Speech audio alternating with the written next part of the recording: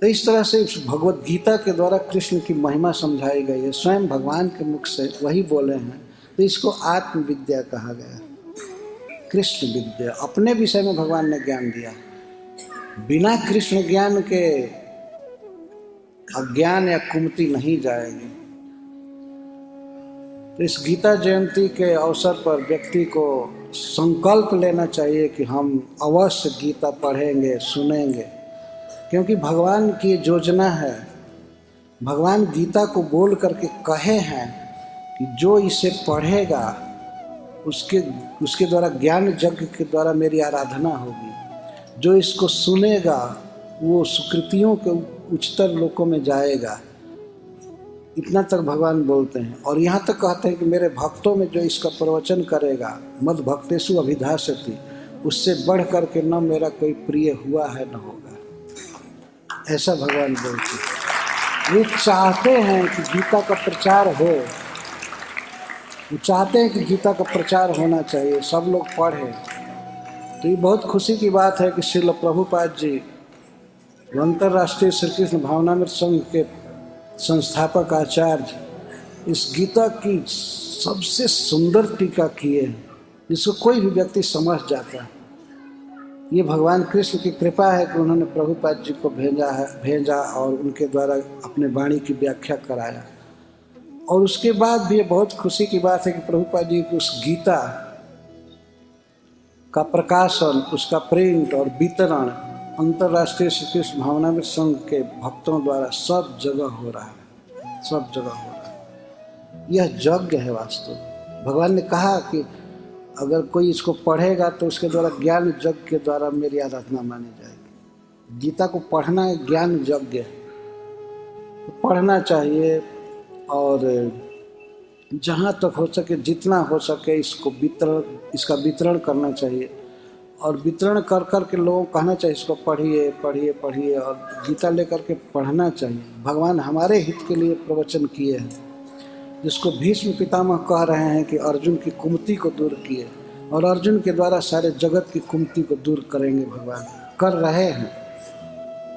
वास्तव में जितने भी बड़े बड़े आचार्य हुए, बड़े बड़े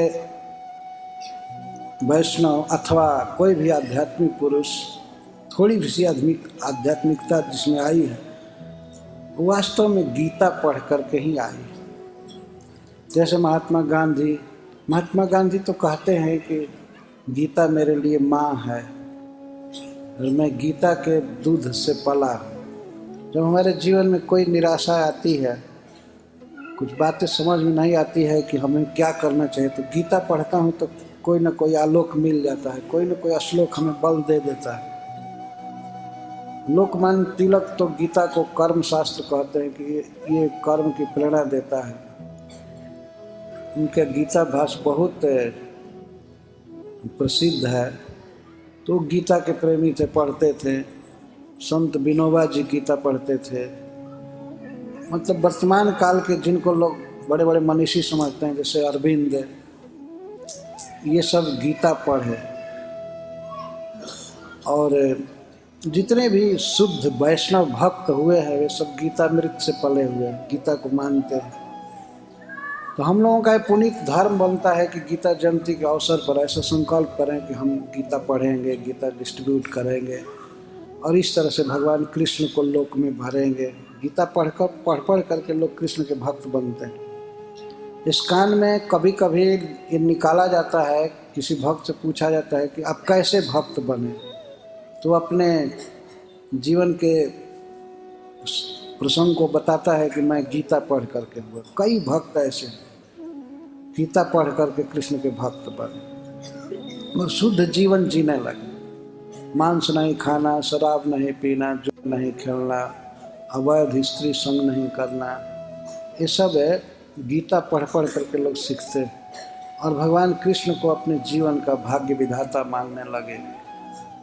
वो तो ईश्वर हैं ही, पर अपने संबंध को गीता पढ़ करके लोग पहचानते हैं, विशेष करके श्रील प्रभुपाद जी की टीका पढ़ करके।